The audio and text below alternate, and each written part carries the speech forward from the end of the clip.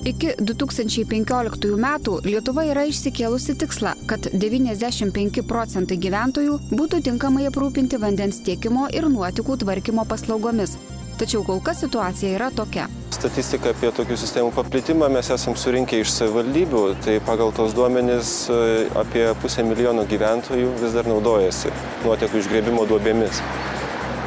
Įdomi detalė, kad tik 11% iš tų 500 000 žmonių turi sudarę sutartis dėl nuotekų išvežimo. Tai yra 11% gali įrodyti, kad jie nuotekas tvarko tinkamai. Tačiau tokia nekontroliuojama situacija keisis. Jau paruoštas nutarimas, kad gyventojai privalės reguliariai išvežti nuotekas iš išgrėbimo duobių ir pateikti tai rodančius dokumentus. Aplinkos apsaugos darbuotojai rengs reidus ir kontroliuos. Išgrėbimo duobės greitai nebus pigus malonumas, nes už nuotekų išvežimą reikės mokėti kiekvieną mėnesį. Taigi tiems, kurie negalės ar nenorės jungtis prie centralizuotų nuotekų tinklų, paprasčiausiai išeitis biologiniai nuotekų valymo įrenginiai. Šiai dienai didžioji dalis protingų žmonių prognozuoja tą, kad po 10 metų nei nafta, nei dujos nebus tokios brangios kaip vanduo. Bet vanduo bus pats brangiausias ne tas, kiek reikia žmogui išgerti tų 2 litrų į dieną nusipirkti. Tas vanduo nebus toks brangus.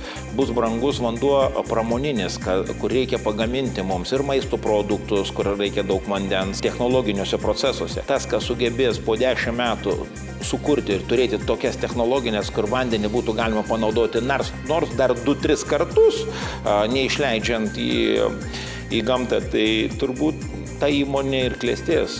Biologiniai valymo renginiai yra tarytum mažas namas, kuriame gyvena gerosios bakterijos, sugebančios išvalyti nuotekas iki skaidraus, bekvapio vandenėlio, be kenksmingų aplinkai medžiagų. Jeigu tu sugebi priversti, sakykime, mikroorganizmus dirbti, tai yra valyti, skaidyti, šis renginys dirba. Tai paprasčiausiai mūsų renginys sugeba tai priversti mikroorganizmus aktyviai darbuotis. Lankomės įmonėje, kuri apie 15 metų specializuojasi biologinių nuotekų valymo įrenginių gamyboje. Yra pelniusi aukščiausią įvertinimą Lietuvoje – nacionalinį kokybės prizą.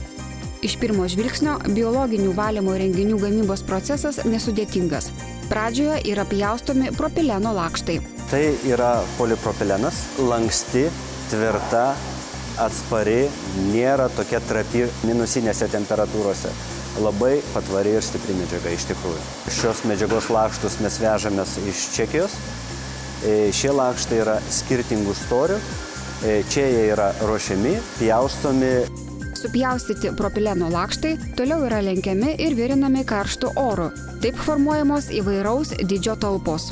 Įdedamas suvirinamas dugnas. Toliau jau yra įvirinamos sienelės, vėlgi tai yra tam tikra tvarka. Ir toliau sudedamos papildomos detalės, žarnos ir čiaupai. Dydžiai yra taipogi labai įvairūs, jeigu imt mažiausią gaminį, jo diametras yra 1,40 m, didžiausio yra, sakykime, 5,5 metro. Tačiau gamyboje paslapčių visada yra.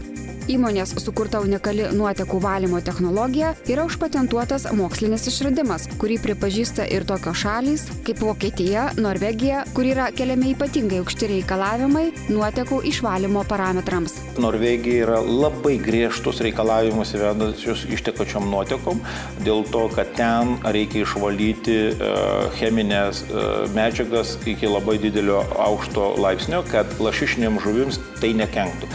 Tai yra, aš turiu omeny, kad fosforas turi išvalytas būti ne mažiau kaip 90% nuotekos. Lietuvoje jau kai kurie nuotekų valymo surinkimo vadovėliai irgi yra aprašę mūsų technologiją, kur sumontuoti mūsų valymo renginiai. Lietuvoje išvalytos nuotekos yra išleidžiamas į lašišinių upelį, kur nekenkia upeliuose esančiai žuviai.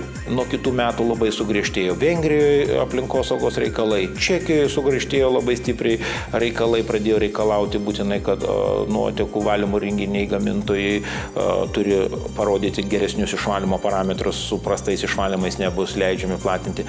Manau, Skandinavijoje labai stipriai tvarkosi nuotekų tvarkymą. Manau, kad Lietuva neišimtis, tik laiko klausimas, kada bus čia įvesta tvarka. Taigi rinkimės kokybiškus biologinio nuotekų valymo įrenginius, nes jie tarytum tinkamai įrengtas būstas, kuriame apsigyvens mikroorganizmai ir dirbs akimis nematomus darbus, o mes gyvensime švariai, neteršdami aplinkos.